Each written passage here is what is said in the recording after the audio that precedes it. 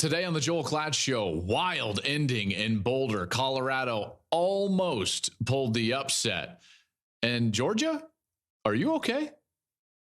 College football has never been better. Interest has never been higher. I believe that we are at the dawn of the golden age of college football. It was an epic day of college football. It was one of those days where you fall in love with the sport all over again.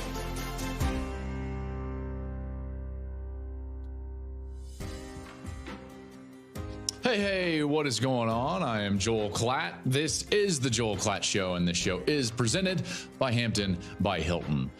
I hope you had a wonderful weekend. I certainly had a wonderful weekend. It was a great weekend of college football. Okay, a little business to take care of very quickly before we dive into what was a tremendous Saturday. I'm going to get to Colorado, USC, obviously. We'll talk about Georgia, Michigan, and Texas. Impressive, Notre Dame. All of that coming up today. If you're trying to follow us on social media, do so anywhere where you use social media at Joel Klatt Show.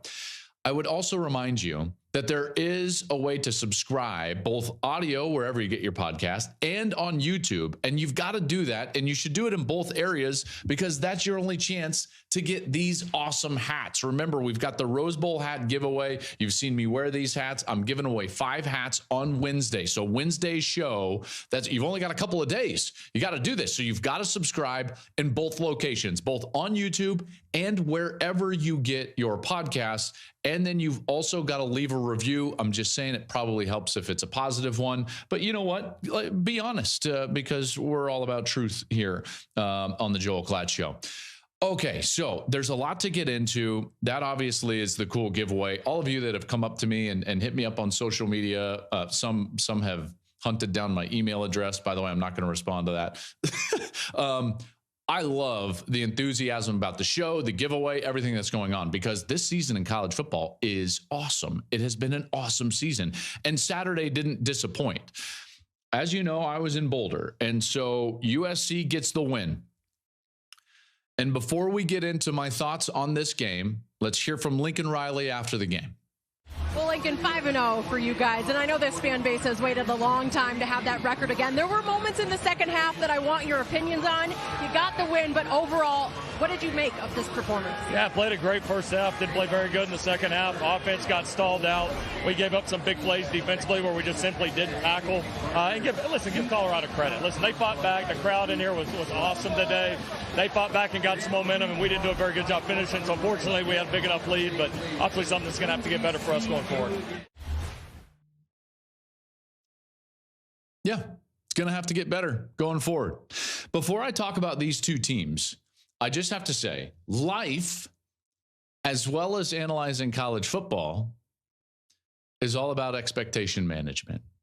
It is. You and I both know it because we have this exact same situation, per se, in real life. Let's just say, like, you're going to dinner and there's no expectations for dinner. You don't even know where you're going to go for dinner.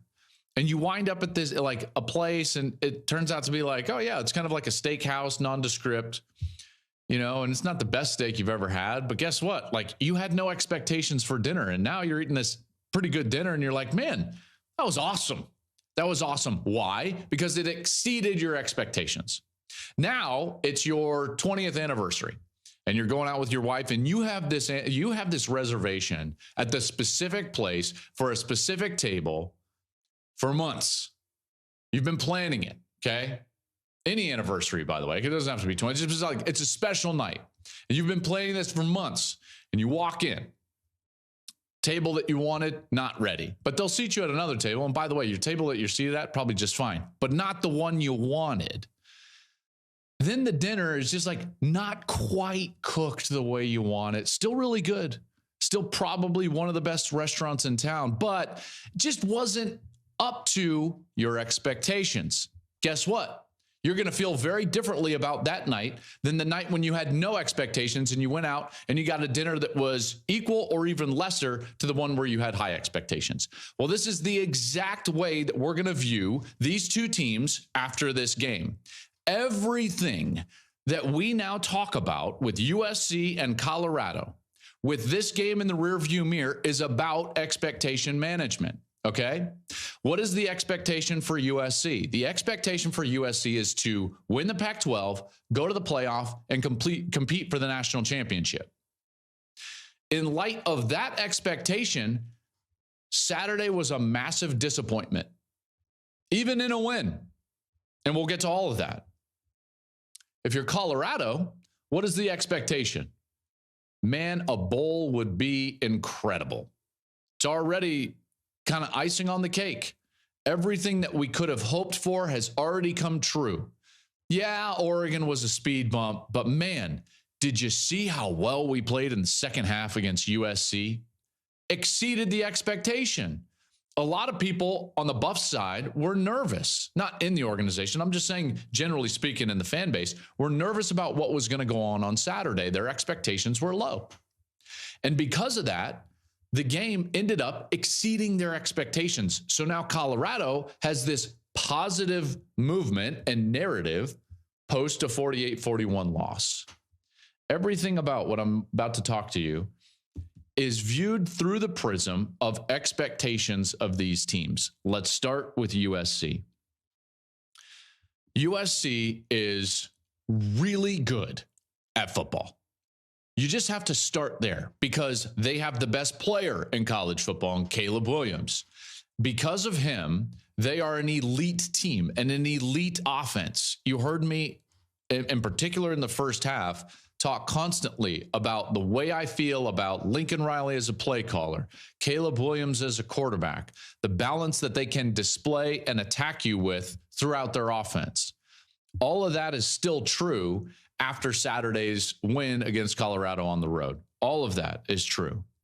The one question that we had was about the defense. Was it going to improve from what we saw a year ago?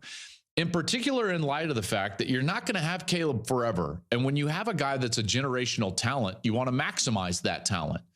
I thought Matt Leinart bring up a great point in the pregame show when he talked about the pressure on Lincoln Riley and USC to win now.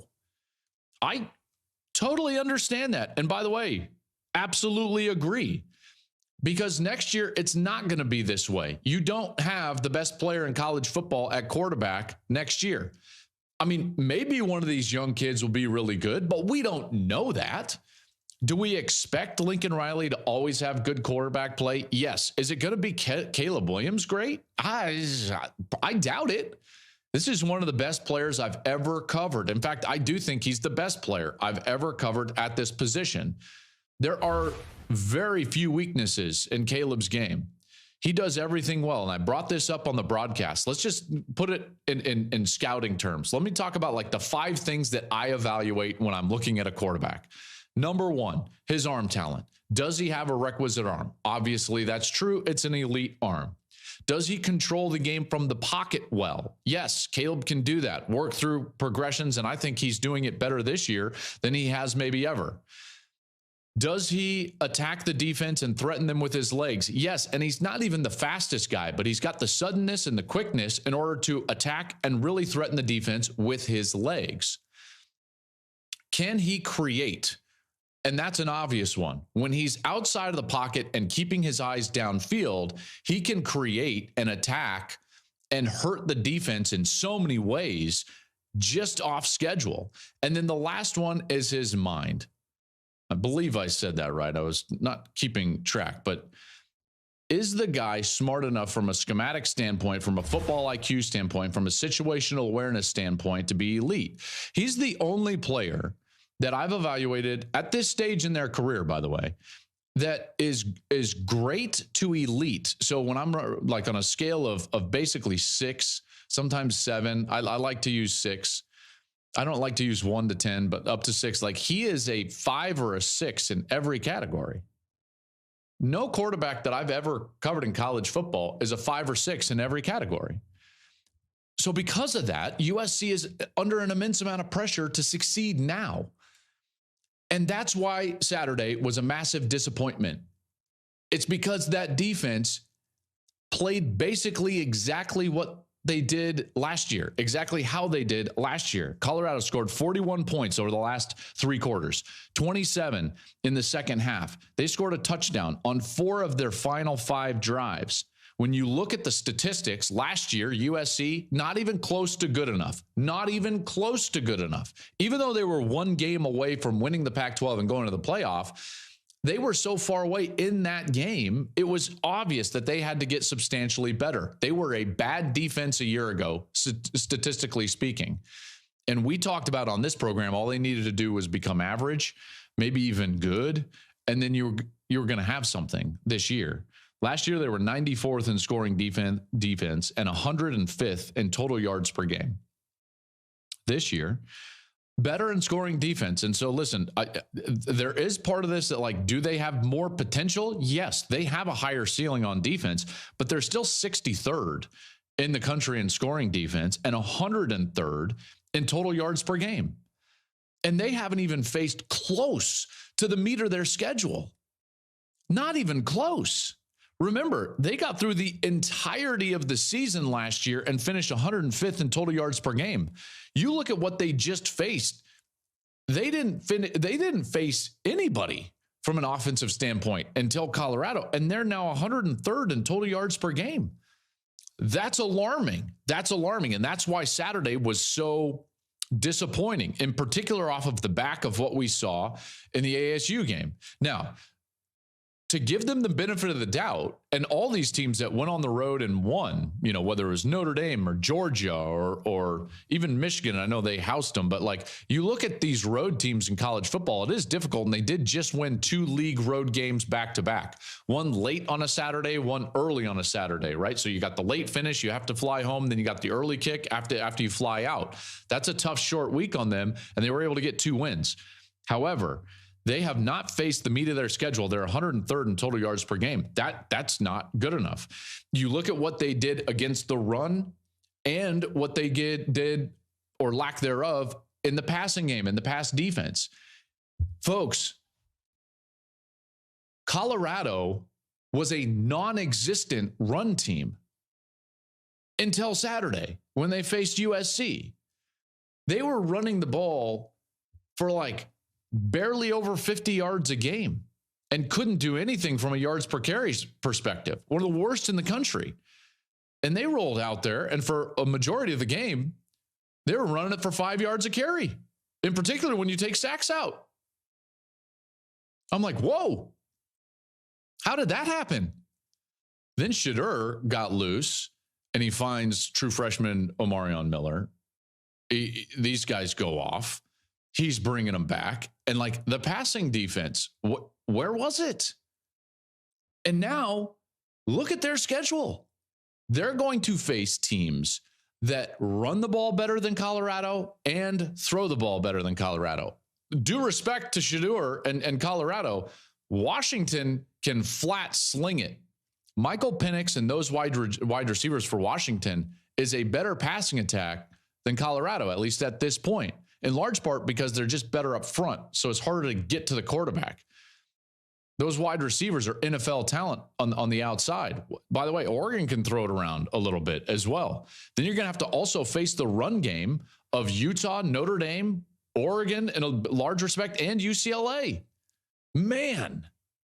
So you come out of this game, if you're a USC fan, and it's like, okay, and I talked about this with Florida State, and I made this analogy. I said, caution lights on the dashboard. There are caution lights on the dashboard going off for USC, and it's because of the expectation. The expectation is that you go to the playoff. The expectation is that you compete for the national championship. And over the last 2 weeks, the defense didn't play to that level. To their credit, they all admit it. No one's burying their head in the sand, whether it was players or Lincoln himself. They didn't bury their head in the sands. They said, no. We have to get better, and we know that. And from that standpoint, it's at least a positive, you would have to say. Now, there's one other element to this that we have to talk about. And we have to talk about it because over the 7 years that Lincoln Riley has been a head coach, this is the common theme. This is the common theme. In fact, when you look at the statistics, Lincoln's defenses are all eerily similar. Eerily similar, going back to his OU days. So it begs the question about style. offensive philosophy and how the offensive philosophy and style impacts the ability to play defense. Now, this is obvious for teams like Michigan, who are going to protect their defense at all costs. This is obvious for a team like Iowa, that in large respect is great statistically on defense because their offense protects them. Okay. Wisconsin, you could say this about over the, a large part of the last decade. Utah, you could say this about. The offensive philosophy and style protects the defense. I'm not suggesting that USC and Lincoln Riley need to change style or philosophy of offense. But what I am saying is that once you have the lead and once the race car races out into first place and you've got the lead, there might be a conversation that needs to be had about game philosophy at that point. Let me just take you through this really quickly. USC on Saturday took a 41-14 lead. 41-14 in the second half. We're in the third quarter, folks. And in the second half, with that large of a lead, USC ran 20 plays against Colorado with the game clock moving. Okay? We all have that picture in our head. 6 of those snaps, when the game clock was moving, they snapped it when the play clock hadn't even reached 20 yet. Only 2 snaps in the whole second half were snapped with the play clock under 5. 20 snaps, the game clock's moving 20 times against Colorado. All they have to do is change the timing with which they snap the football. You don't have to change whether you're coming up to the line of scrimmage fast or not. You can get into a huddle, wait until 8 on the play clock, rush to the line of scrimmage, and then snap the ball. You get the same element of getting vanilla looks in the defense, getting them misaligned. There are ways to change your tempo to, I would say, save time. And when you're looking at over the course of a season, 60 to 144 snaps that you could potentially remove from your defense, I think that you at least have to have that conversation, in particular when you've got a defense that right now is 103rd in total yards per game and is the question for the rest of the year. So that's kind of the USC thing. And was a lot of this negative? Yeah, a lot of this was negative. And why? Because of our expectation. For them to reach our expectation, all of this has to change. Right? They've got to get better from a philosophy standpoint in the second half, at least in my estimation. And their defense surely has to get better. Their corners have got to cover better on the outside, tackle better on the outside. Their corners are the weakness. That's the liability. I think they're decent up front. They're decent at linebacker. They're decent at safety. The corners are a liability, which scares me for teams like Washington and Oregon. So like this is a team that's got to get better on the defensive side because of our expectation. Our expectation is that they are great. In a couple of weeks, we're going to see them have to play Notre Dame, and we're going to see if they can stand in there and go and win a game. Remember, if you listen to the program, I talked about this. USC last year, their 3 losses, they gave up an average of 45 points. We're not looking for the 85 Bears here. We're looking for how do we limit a few possessions? How do we limit a few snaps once we have the lead? That's philosophy. How do we get a little bit better in particular tackling on the outside and force someone to earn their way down the field? They did that in the first half, by the way. They forced Colorado to snap it 17 times on a drive, and then Colorado missed a field goal. That's a huge win if you're the USC defense. That's a huge win.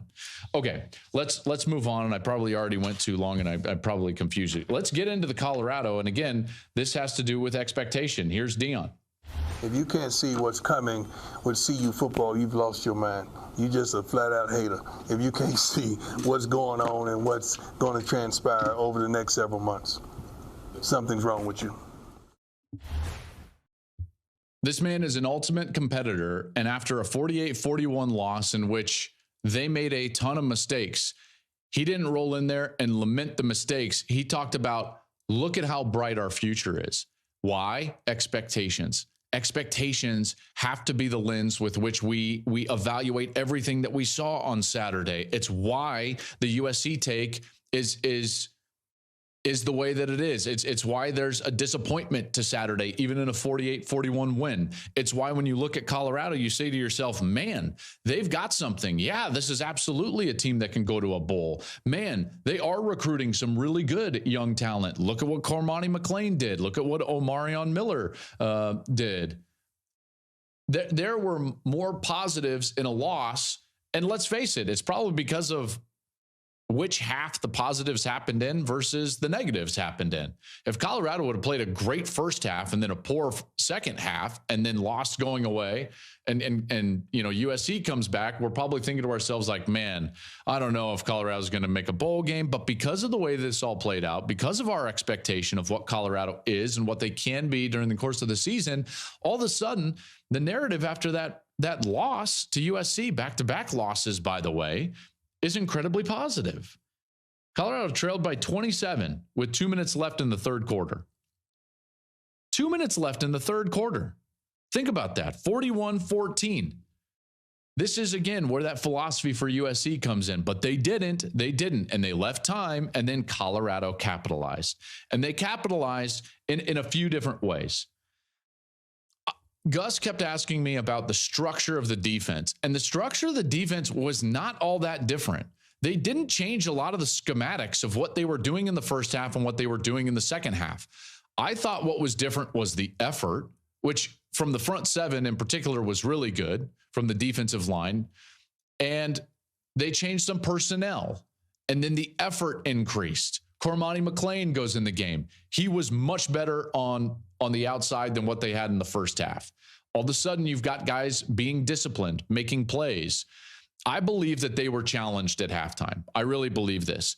Urban Meyer put it perfectly on our halftime show during the course of the game. And he said, if I'm Colorado, I'm rolling in there as the head coach and breaking something because we're better than this and we can play with that team. It was the mistakes. It was the blocked punt. It was the interception. It's two short fields.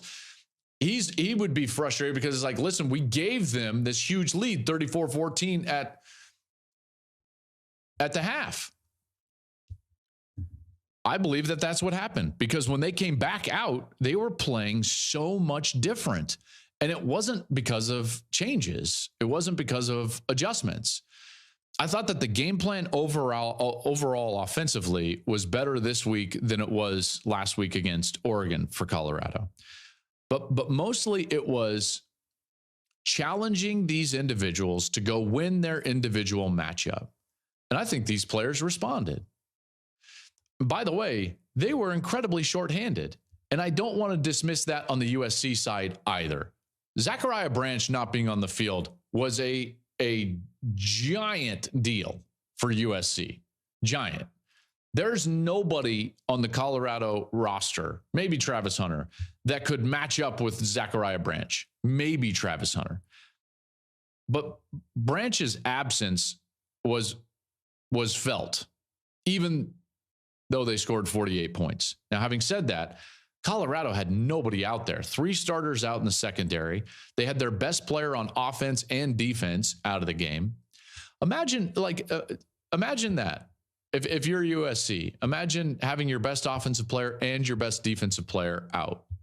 Like, let's say it's Zachariah Branch and it's Bear Alexander or Mason Cobb or Bullock. Like, imagine that, right? Like, that's all anyone would be talking about, and rightly so. Well, that's what Colorado is dealing with without Travis Hunter on the field. He's their best offensive player. He's their best defensive player. They also had Shiloh Sanders out. They also had Miles Slusher out. So you're down 3 guys in the secondary, and they looked like it in the first half. They were slow. They were lost. They were missing tackles. They weren't winning. In the second half, they insert Cormani McClain. He starts locking it down on one side of the field, and then they were more disciplined in their coverage. There were a lot of times where they were forcing Caleb to be a runner rather than allowing him to find an open receiver once he broke contain out of the pocket. If I were an opposing defense, that's what I would force him to do, because you're going to die a really quick death if you're going to come off of the wide receivers once Caleb breaks the pocket, and then he's going to find them and he's going to create a huge play and a quick strike play. And you saw that in the first half. In the second half, they weren't doing that. They were basically like, fine, leave the pocket. And guess what? Run for 8, run for 9. Go ahead. What we're not going to allow you to do is find an open receiver down there. And he got frustrated and forced the ball and turned it over. His first turnover of the season. That's what was different with Colorado. And that's why I think that there's a lot of excitement moving forward. As they were shorthanded, now all of a sudden you can see a scenario where Cormani McLean is playing at one corner position and Travis Hunter is playing on the other corner position. And now all of a sudden you're like, oh man, like this is really good. By the way, on the offensive side, they also found another threat at wide receiver in Omarion Miller. This guy was outstanding. Outstanding. 7 catches for 196 yards and a touchdown, all in the second half. Again, challenging their guys. Who's going to go out there and win? And these guys did, even young players. And that's why Deion was excited. That's why he was upbeat after the game, even in a loss. Again, let's talk about expectations. That's how we view these two teams. If I was going to critique Colorado, though, my critique of Colorado would be the obvious mistakes in the first half, which can't happen. You can't have a punt blocked, in particular when it's just a punter rolling out and taking too long. Shedeur gave them a short field. I thought that they were, tackling poorly, to say the least, getting out of their assignment on defense in the first half. There were just too many missed assignments and mistakes in the first half. Too many. And that led to them having to make this giant comeback. And then once they were making that comeback, I felt like there were some situational things, because once you're having to make that comeback, you've got to play perfect. And Shedeur came close to playing perfect. There's no way that they're in that game. There's no way unless they have Shedeur Sanders. He is one of the best players in college football. He's one of the best quarterbacks in college football. His touch, his accuracy, he's tremendous. I love watching him play. We've gotten to do it 3 times now. I thought that his calmness and his ability to find throws and then make those throws were huge. His ability to run and hurt the defense with his legs, and more so his willingness to do that, was huge in this game. It's what I believe made Colorado believe that they could go out there in the second half and actually make this a game, is because they had number 2. And if you're in the locker room, you have number 2, and guess what? You can go out there and compete even when you go down 41-14. Now, having said that, the margin of error for him is so small because of how perfect he has to play, in particular after he's down. So the mistakes came in game situational awareness. The clock management at the end wasn't where it needed to be. That's obvious. And by the way, he took the blame for that. I was all over Sean Lewis on the broadcast, and rightly so. And then Shedeur said, hey, I was checking the plays. And by the way, that can't happen. They got the ball with like a little under 6 minutes, I believe. And at that point, they have to think to themselves, we have to score as quickly as we can so that we can have the option to not onside kick, have a timeout left, and have our defense get off the field. That has to be the goal of that series. And they were so that series then has to be hyperspeed. You don't audible in a 2-minute situation. You just don't. You call the play and you go. Maybe you'll change a protection. Maybe you'll signal a route differently on the outside, but you're not changing whole plays, and you surely aren't changing to run plays that are just A-gap dive plays in a 2-minute situation. So the failure comes in here in 2 parts. One is from a coaching staff, you've got to tell your team and your quarterback that it is a 2-minute situation, and then all the rules in a 2-minute situation apply. I'm not changing the play. We're going hyper fast. That's number 1. Number 2, even if you're not running your 2-minute offense as a quarterback, you've got to know that you can't change the play and you can't take that long. You just can't. They can't run the ball in the A gap on basically a dive play. Felt like 4 times on that series. They took forever. And at that point, you're in a coin flip, or worse, on an onside kick. Much worse, actually. Much worse. That's situational failure. Comes from the quarterback and the coaching staff. So those are the areas that they have to get better moving forward in order to capitalize on this good feel that they have even in a loss. They've got Arizona State, they've got Stanford in a Friday night home game, then they've got a bye. They've got some tough opponents down the stretch, UCLA, Oregon State, then they've got a winnable Arizona game, then they got Washington State on a Friday night road game, woof, and Utah. That's really difficult. Do they have a path to 6? Absolutely. I think Arizona State becomes the pivotal game. I believe Colorado is better than both Arizona and Stanford. Arizona State is likely a win, but they have to go on the road. And we see how difficult it is to go on the road. People just don't play their best. We saw that with Utah and Oregon State this last week on a Friday night.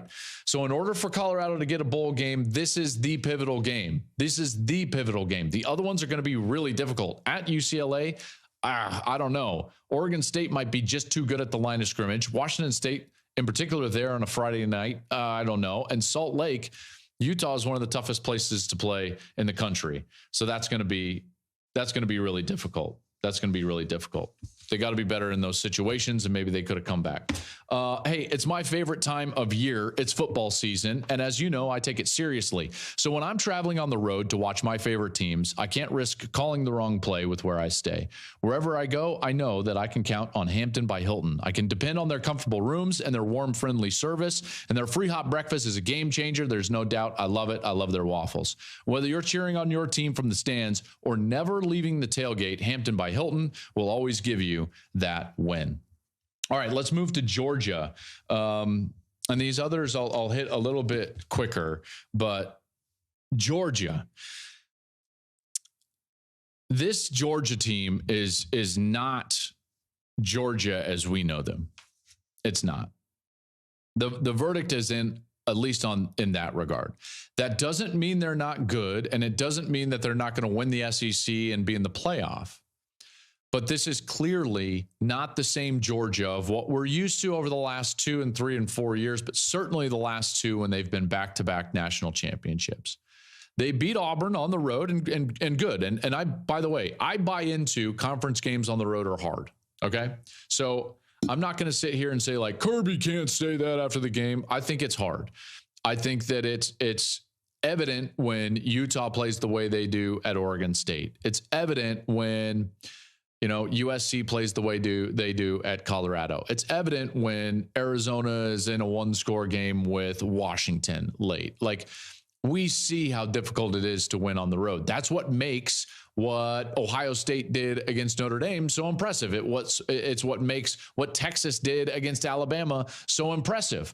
It's what makes, by the way, and I'll give you credit, even though you hate me, which whatever, Florida State winning against Clemson, even if it was not pretty, kudos. That's a feather in your cap because it's tough to win on the road. So when Georgia goes out there and they win on the road against Auburn, like, okay, good. You got your win. You were also bad at home against South Carolina. And so now we have data. Now we have evidence. What is Georgia this year? And they are a shell of what they were in the past. I get it. They're wearing the same uniforms. I get it. They've got the same coach. And I get it. They've got the same star in Brock Bowers. But the heart and soul of what Georgia was over the last 2 years was a dominant team in the run game at the line of scrimmage and on defense. And that's not the case anymore, at least not right now. The data suggests that there's something very different. Here's the numbers. Georgia's defense, when you're talking about yards per carry allowed, they've been one of, if not the best, rush defenses in college football over the last 4 years. In fact, if you go back to 2019, they were second. 2020, they were the top rush defense per carry allowed. 2021, second. 2022, third. 2023, 67th. It's like, whoa, which one of these is not like the other? 67th. Again, Georgia in name only. This is not the same team at the line of scrimmage. Georgia has been, as you can see, in the top 3 in the country in yards per carry allowed each of the last 4 years, and they're 67th this year. They gave up 200 yards on the ground last week and over 5 yards per carry for the first time in 5 years, since 2018.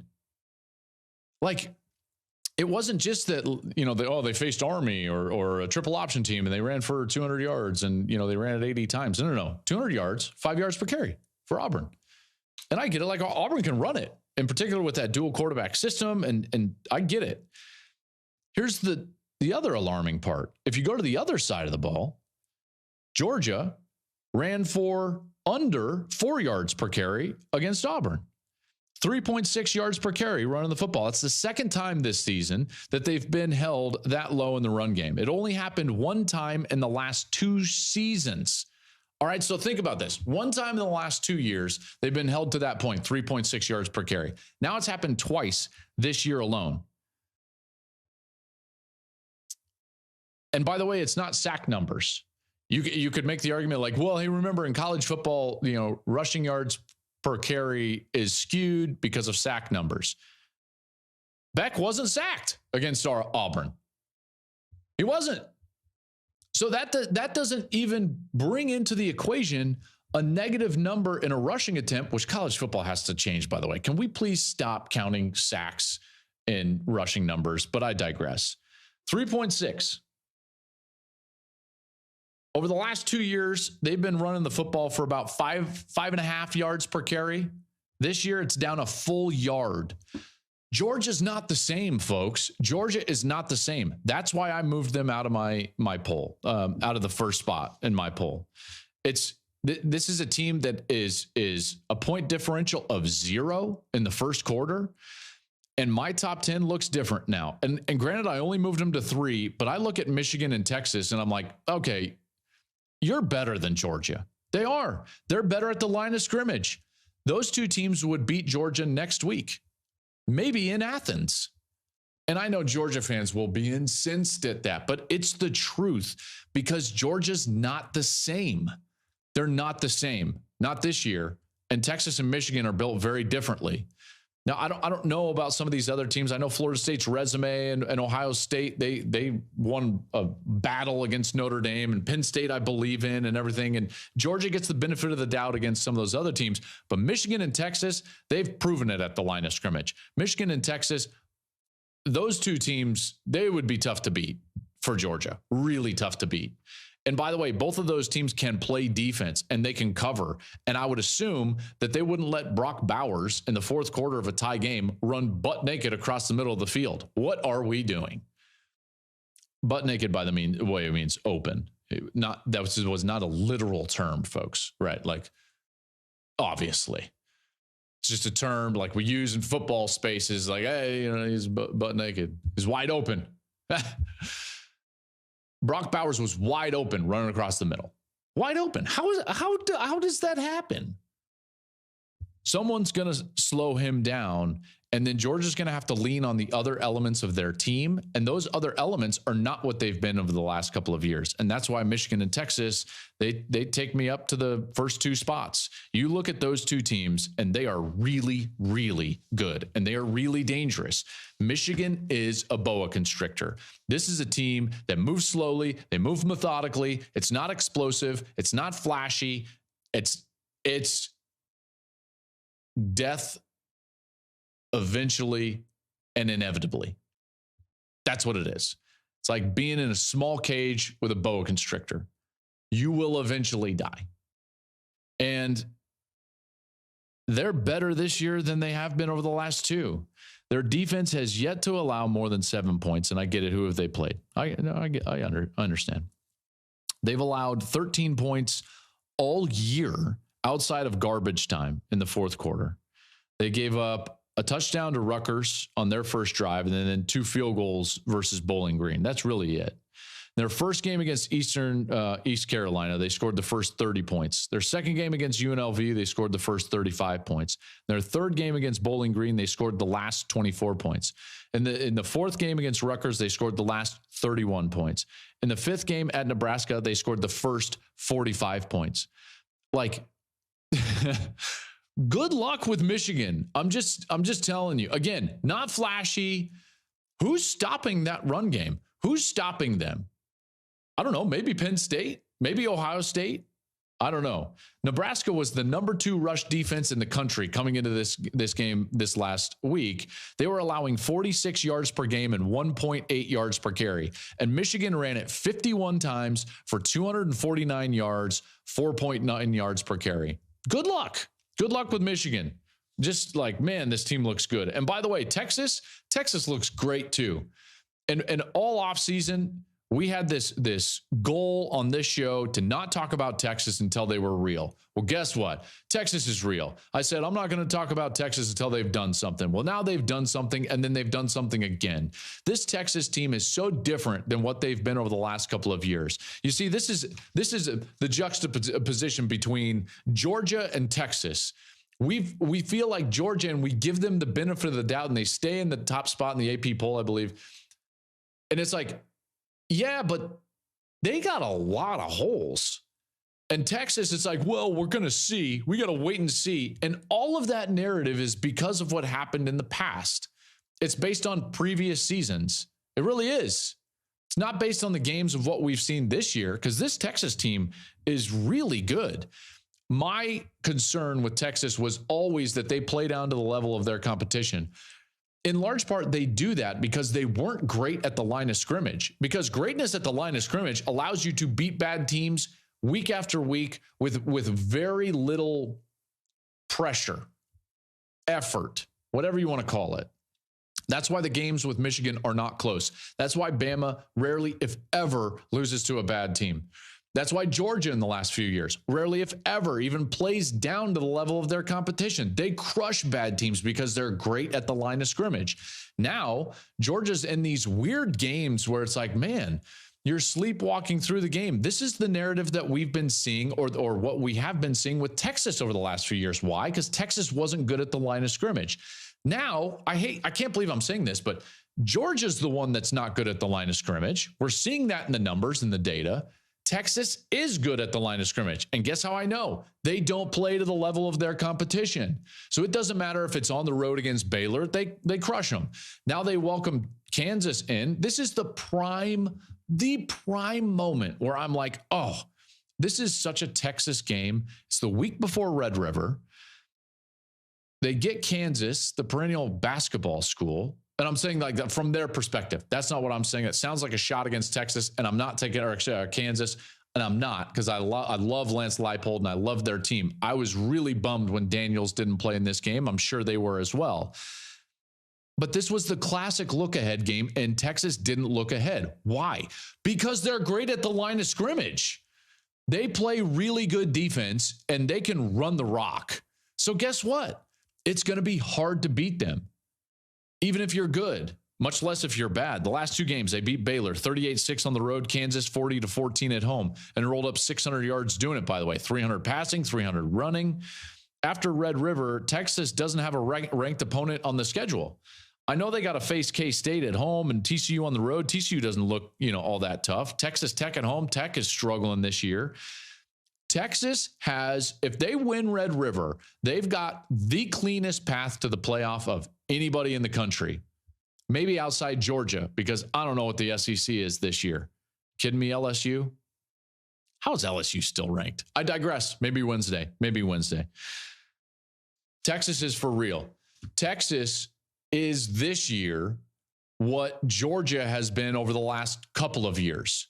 Great on defense, consistent effort, great at the line of scrimmage. That's why I don't expect them to lose some weird game. Whereas Georgia might be in some of these weird games, even through a bad SEC East, because they're not great at the line of scrimmage, which is wild. It's blowing my mind, but that's what the data is saying, and that's what the data is clear with. Okay, last thing before we get out of here. Notre Dame, that was a great win. Listen to this. Ball's on the right hash, 2nd down 10 on the Duke 30. Hands off to Estime, up the middle, keeps his feet running. He'll do it. He'll score. 5, touchdown Irish. A heroic, courageous comeback late here in Durham allows Notre Dame to fly home with a 21-14 win over the Blue Devils. Oh, that was a great game. That was a great game. And by the way, I don't know how Notre Dame had that in them at that moment. Basically, having just played, you're at the back end of 8 straight quarters of just everything you got. I don't think people understand how difficult that is. To play really tough opponents on back-to-back weeks, what it feels like emotionally, what it feels like physically, it's virtually impossible. I'll just say that. It's virtually impossible to be at your best, to execute at your best in the 8th quarter of a back-to-back of just absolute knockdown dragouts. And that's what they did. I am so impressed with Notre Dame. That last series, Sam Hartman, man, that dude, he's a dude. Man, he got the ball back with about 2.35 left on his own 5-yard line, led a 95-yard drive against a really good defense that was laying it on the line. He was making some throws with guys right in his face. He was anticipating windows. He's running it on 4th and 16. I mean, the season is on the line. Everything, every expectation, every goal, everything that they talked about in the offseason, the whole reason to transfer, everything's on the line. It's 4th and 16, and this dude tucks it and gets there. Oh, so good, man. So good. After that, Estime breaks through and I believe covers, if I'm not mistaken, right? I think that's why the celebration was like so out of hand. I just couldn't I couldn't believe how well they played. That was all guts. That was like all guts. I was sick to my stomach when Riley Leonard got hurt.